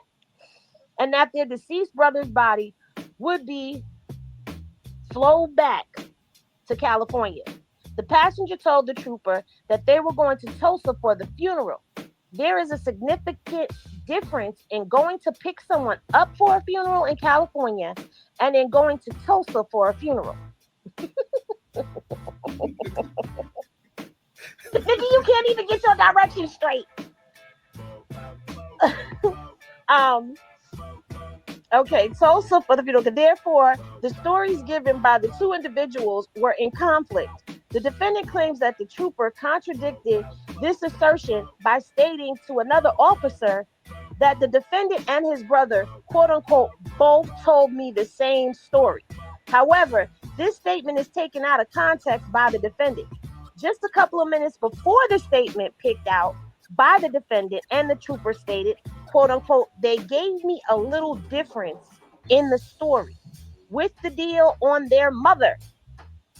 When he made the statement about both told me the same story, he made no mention that he was referencing their destination or their purpose as the defendant claims. He was clearly speaking about the fact that their brother had been killed, which was consistent between both individuals.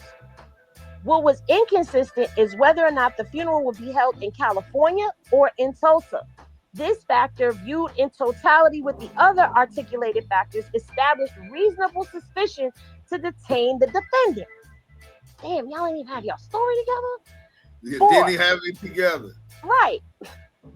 Fourth, Trooper Chase states that he thought the rental car was leased for too short a time for such a long trip.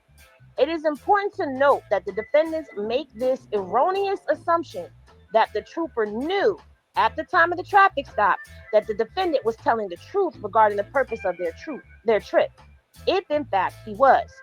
Given the inconsistent stories, the trooper was free to disbelieve either individual's version of events. In hindsight, it's easy for the defendant to state that it is perfectly reasonable to make a 20.5, which is 20 and a half hour one-way trip, pick up their mother, and make the return trip to California for the funeral within 31 hours to spare had they done a non-stop trip.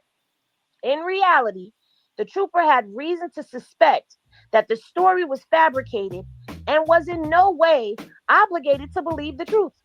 In fact, there is nothing in the record to indicate they were telling the truth. Damn, they just be calling him a liar all in court. Every time he goes to court, a morass of false lies. Morass of false statements. In fact, there is nothing in the record that indicates that given the circumstances, it was reasonable for the trooper to believe they had rented the car too short of time for an extremely long trip. Trooper Chase testified that that his mistake on the rental date of the contract would not change his opinion regarding the trip length and time period for which the car was rented. This factor, viewed in a totality with the other articulated facts, establishes reasonable suspicion to detain the defendant. Fifth, Trooper Chase states that the defendant was nervous because of his inability to stand still. He looks at the vehicle and his fidgeting. He's fidgeting. His looking at the vehicle and fidgeting.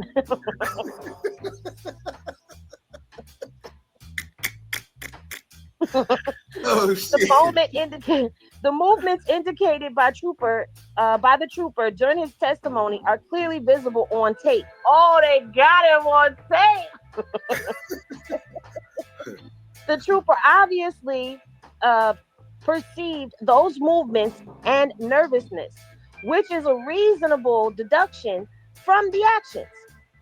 The defendant provides this court with the case law indicating that nervousness alone is not enough to provide reasonable suspicion. However, the argument is irrelevant, given the large number of factors articulated by the trooper. Clearly, he was not relying on nervousness alone as the basis for his suspicion. Again, in justifying the suspicious behavior, the defendant gives as a reason the fact his brother had just been killed. He had been traveling a long distance. That's what he said.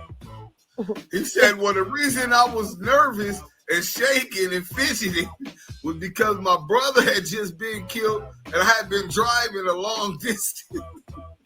This is his argument to the court.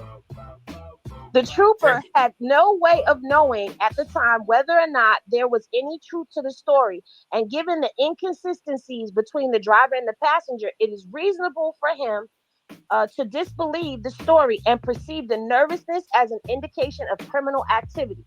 This factor, viewed in totality with the other articulated factors, establishes reasonable suspicion to detain the defendant.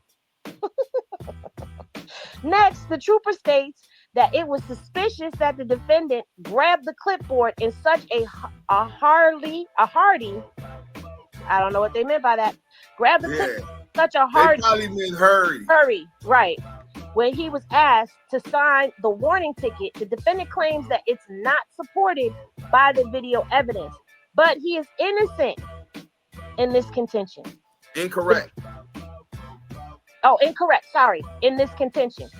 The video clearly shows that the defendant grabs the clipboard from the trooper before the trooper finishes speaking. This is inconsistent with... This is consistent. This is consistent, sorry, with the trooper's claims that the defendant was in a hurry. The factor, viewed in totality with the other articulated factors, establishes reasonable suspicion to detain the defendant. Last, Trooper Chase states that when he asked the defendant if there was anything illegal in the vehicle, he stated no in a low tone of voice. The defendant claims that speaking in a low tone of voice does not equate criminal activity. However, that argument misconstrues the trooper's testimony at the hearing.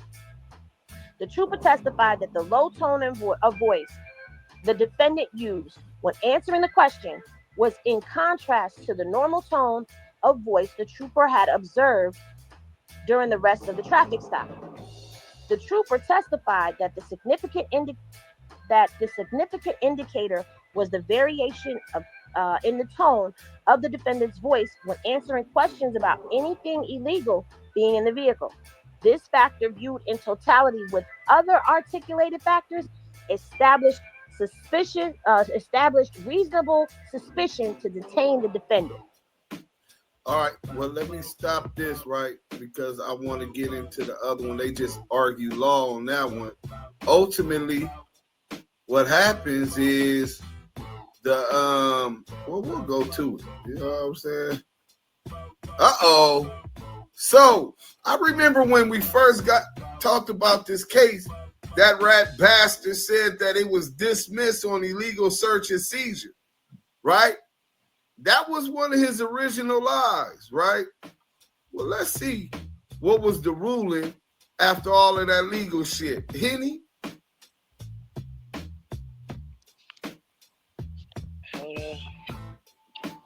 Can you see that? So, order on detentions, defendants, motion to suppress.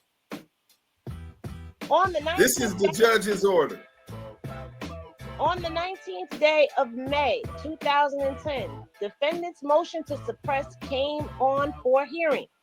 Upon consideration of the testimony and exhibits before the court, it is the opinion of the court that the defendant's motion to suppress evidence should be denied. Is denied, not should be. It's over. The judge has denied it. Therefore, it is the therefore order that defendant's ordered. motion to suppress evidence is denied. But I was reading the sentence above that one. Okay. Well, The bottom line is this. He came on Clubhouse, and it's on YouTube, where he lied and said that he beat the case initially. His first statement was he was able to suppress all of the evidence for illegal search and seizure, and that's how he got off that case. Then people came with this and proved, you lying, nigga. Nigga, the judge right here, we just read the motions, your side, the prosecutor's side, and then the judge ordered it that it is denied. So your motion to suppress for fruit from a poisonous tree, which is a legal theory that if it was illegal search and seizure, anything found after that is poison and can't be utilized. Well, that was denied. So you still are sitting in jail, or you're out on bail at this point, with a rifle, probably a chopstick, AK or AR or something, you know what I'm saying? Something nice, a gauge, you know what I'm saying? Shotgun, right? And a pistol with extra clips and ammunition. And then, let me go ahead and fix this real quick. What else we got? Brief is support motion. That was the other one. Here's the indictment. Do you got this, Henny?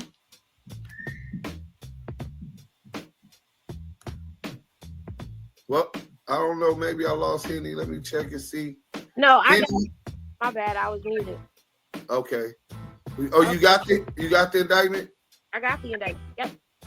Okay. Oh, and just I want to make note of this. Y'all see that seal over there, right? Oh, okay. Okay, indictment. In the name and by the authority of the state of Texas, the grand jury for the county of Wheeler, state of Texas, duly selected, impaneled, sworn, charged, and organized as such at the November term 2005 of the 31st Judicial District Court. Cash McElroy Jones, hereinafter styled defendant. I like the way they said that. They said styled. On or about the 16th day of April 2005. Whoa. Not April 15th. April 16th. Because he's been telling everybody April 15th, but April 15th is actually the date that his brother got killed and not the day that he got arrested. And before the presentment of the indictment in the county and state as for said, did then and there, having been convicted of the felony offense of assault with a firearm on the 12th day of May, 1994. In cause number 190014 in the Superior Court of Los Angeles, County, California, in a case on the docket of said court and entitled "The State of California versus Jones Cash McElroy, intentionally or knowingly possessed a firearm before the 5th anniversary of the defendant's release from supervision under parole following conviction and said felony against the peace and dignity of the state." That's the foreman of the grand jury. So a grand jury let me tell y'all the process of indictment. The court summons once they get a affidavit from the police that they believe a crime had occurred. They summons the grand jury. A certain amount, a majority, which in federal court I know is 20-something out of 24, have to come back with enough indication that they believe it's enough evidence to prove a crime has happened. A grand jury found that they believe that a crime happened. Foreman of the grand jury. The witness that testified at the grand jury was the police officer, Darren Chase. So he's still sitting in jail, out on bail, right? For a chopstick and all of this other stuff.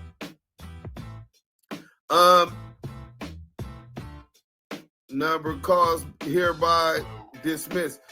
This one is what eventually happens. He has a gun case, 3 gun cases, and ammunition crossing against interstate commerce, which is a federal crime. It makes it a federal crime. And you want to know? You don't got to believe me because y'all never do. But it says, I let her read it, and then I'm going to show y'all how he knows this was a federal crime. The state's motion to dismiss having been presented to me on the 8th day of March, 2011, and the same having been considered, it is therefore ordered, adjudged, and decreed that said above entitled and numbered case be and the same is hereby dismissed. AK, a gauge, a pistol with extra ammunition and extra clips for each one. WACK said it was 800 rounds of ammunition. And for some reason, a judge in Wheeler County, Texas, and a prosecutor believed it was in the interest of justice that this case will be dismissed. Right? Let me get up out of here real quick so I can play this audio for y'all, a CS2 back, because there's some weird shit going on, man. I don't know if y'all been paying attention, but I know that Debbie was paying attention because Debbie told me that I'm going to plead the 5th on this one. Yeah. Hold on. See, one thing about this lying big mouth rat, you can always count on that dummy to run his motherfucking mouth and tell on himself. just like the police counted on with his inconsistent stories on this case. This is just who he is. We got 700 and something people in the house. Man, hit that like button because they not representing the likes that we got. You getting this free content. The least you can do is show some respect. Like, we got Henny reading all this shit. Show some respect, bro. Let's go. Let's go ahead and speed this up a little bit. Happy holidays, Merry Christmas, all that. I appreciate y'all for tuning in, man. Make sure y'all hit that like button. Let's get into the content, though. All right, so your boy WACK100 breaks down his federal case where he was pulled over in Texas and the police unlawfully found a whole bunch of stuff that he wasn't supposed to be riding around, where he claims he was fighting this case for 5 to 6 years. He just gave us the full breakdown on how he was able to beat it, what he was even doing in Texas, riding around like that. He got into a lot of details about this situation. I got the audio for y'all. Make sure y'all hit that like button. Let's get into it, man. Shout out to bail, man, because they give it an option. I know one thing. I was out on bail for 5.5 years, 6 years on paper, fighting 800 rounds, weapons, 7-8 weapons. I was out on bail for 6 years. Every Thursday, I had to call in to the bondsman and check in. But he wouldn't have gave me that bail, life would be different right now. And I was in Texas, Aubrey. I was in the racist part of Texas. I was in Willard County, Shamrock, Texas. Population 1,300. Why were you there? That's a great question. Word. Why were you there, Wack? I think I know why he was there. Y'all know why he was there? Texas got caught with a whole bunch of ammunition. That's why I got pulled over on the 40. I was about 30 or 40 miles from the Oklahoma.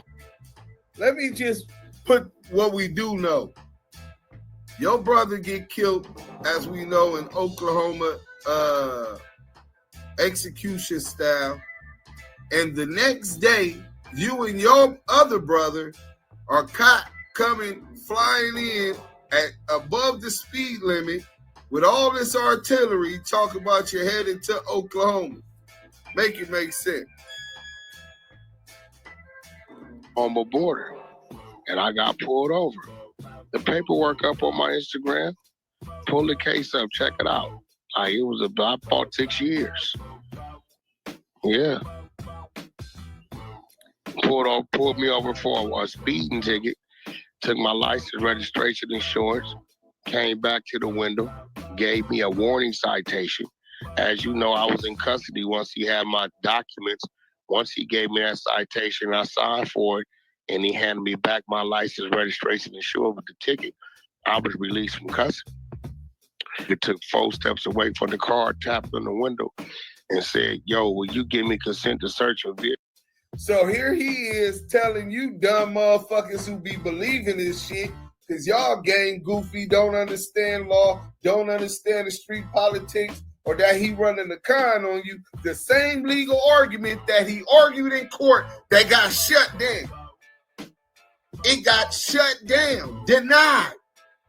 But all you bitch ass niggas over there sucking this nigga dick, this rat nigga dick, you niggas fell for it because you wanted to believe it, nigga. Put your hand out, aggressive panhandling. Hey, if y'all made it this far into the video, make sure you hit that like button. Let's get back to the audio. So I was watching TV. I asked him, "Why are you talking to me right now? Has there another infraction been violated?" "No, what happened?" I said, "Well, no, I don't give you consent to search my vehicle." He pulled his gun on me, make us get out the car. Nobody's on parole, probation. There's no marijuana smoke, no scent of marijuana. There's nothing in plain view or plain sight that he could see. None of that. Cuffs us up, sets us on the side of the road. The only thing saved me is the cars in Texas. They got audio and video on them. What? I wonder if they seal that, man. They need to release that footage on Real Police Cam ASAP. I want to see that. Right? So I'm just constantly repeating, I don't give you the consent to search my vehicle. He calls for the drug dog to come out. Drug dog comes out. Dog runs around the car 15 times, no hit. He goes in the car anyway, don't find nothing in the front section of the car. Did y'all just hear him say that the dog ran around 15 times with no hit? But they do have this on camera, which was verified in the motion that that the deputy was not lying, that the dog had hit on the car. So why is he saying it went around 15 times with no hit? He's being deceptive. He's lying to you. Let's go. Back to you to call, you don't find shit. Yeah, somebody snitched on you, Wack. How they going that hard for a speeding ticket? Whoever he bought them guns from, he called their buddy like, yeah, he coming down to 40 right now. He got 800 and ammunition. He got 4 or 5 choppers. Pull him. He got it on him. He going that hard and the dog ain't hit. What's going on here? He goes in the trunk, move this around, move that around, find the whole Middle East. Nah, the whole Middle East is crazy, though. They was about to violate the op. Cuff us. I mean, they take us down to the police station, which is a house. You walk in, they got about 100 pictures of all the sheriffs from back in the days when they rode horses a wall. Stick us in there, tell us we got a federal hold. 5 or 6 days later, Bobot comes up there, tell them it's our type of shit, but the way y'all got it, we don't want to touch it. They dropped the federal hold. So let's stop right here real quick, and we can get back to Cash McElroy Jones lying ass.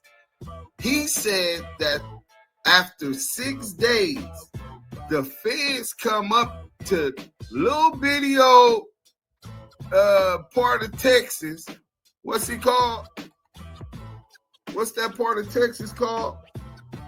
Wheeler County, Shamrock. Wheeler County, Texas. Right? It's called Chase County. Just to tell him that because of how they caught him, they don't want to take the case. So I did a little bit of investigation. Y'all know my journalistic ways, my professionalism. You know what I'm saying? I did just a little bit of what you call it. So we gonna stop sharing the screen. Common sense ain't really that common. See, that shit only work on motherfuckers that slow, right? So what we gonna see is, where are the local FBI offices in Texas? Let's start there, right? Let me share this with y'all, just so y'all can find out what my research that helped me discover, right? Boom. Y'all can see that? Let me blow this up a little bit. In Texas, you got a FBI station in Dallas. You got an FBI station in Houston. You got the Fed station in San Antonio, Texas, and El Paso, Texas. Y'all see that? 4 FBI places in Texas. So he wants us to believe that he traveled through interstate commerce, which would, with all of these weapons, which would make it a federal case, right? Because he crossed state line. But the feds drove down to where he was at in Wheeler County, and the closest one is gonna say this, so we ain't even gonna waste y'all time, right? The closest one to Wheeler County was Dallas, right? FBI place. Boom, let's go here. So Dallas, Texas to Wheeler County is 4 hours and 46 minutes, 322.2 miles. So he wants us, he insulting our motherfucking intelligence. He wants us to believe that the feds drove all the way from Dallas to Wheeler County, this little small place that don't even got a bar, just to tell him this is the kind of case that we take. But we don't, the way they got you, we don't want the case. They could have sent the case over there to him. They already seen what was said before, if they were ever messaged or referred this, but they had to come talk to Cash Jones about not taking this case. You remember this is special crimes, right? So special crimes that referred it to the FBI or the Fed could be ATF. But ATF is even farther than this from Willard County. 4 hours and 46 minutes. If you want to go to Houston, it goes to about 7-8 hours.